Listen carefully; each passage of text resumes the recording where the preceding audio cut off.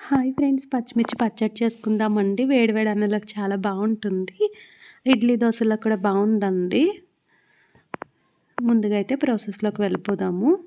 ముందుగా స్టవ్ వెలిగించి బాండి పెట్టుకుని ఆయిల్ వేసుకోవాలండి. ఆయిల్ వేడెక్కిపోయిన తర్వాత వెల్లుల్లి రెబ్బలు, 1 స్పూన్ జీలకర్ర, 1 స్పూన్ ధనియాలు వేసుకోవాలండి. ఇవి కొంచెం వేగిన తర్వాత కడిగి పెట్టుకున్న పచ్చిమిర్చి వేసుకోవాలి. ఈ పచ్చిమిర్చి ఆయిల్లో వేగుతుంది కదండి, పెద్దగా కారం అయితే ఉండదు. టేస్ట్ అయితే చాలా బాగుందండి. ఇప్పుడు కరివేపాకు, కొత్తిమీర వేసుకుని అంతా కలిపి వేయించుకుందామండి. అంతా వేగిపోయిందండి. స్టవ్ ఆఫ్ చేసేసుకుందాము. చల్లారిన తర్వాత మిక్సీ బౌల్లోకి తీసుకుందామండి.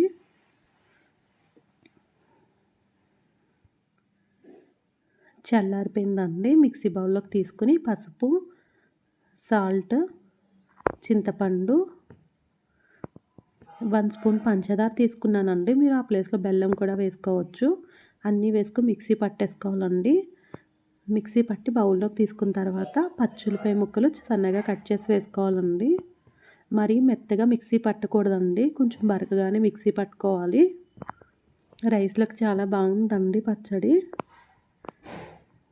చూసారు కదండి, పచ్చిమిర్చి పచ్చడి ఎంత టేస్టీగా సింపుల్ ప్రాసెస్లో చేసుకున్నాము. ఈ రెసిపీ మీకు నచ్చినట్లయితే తప్పకుండా లైక్ చేయండి.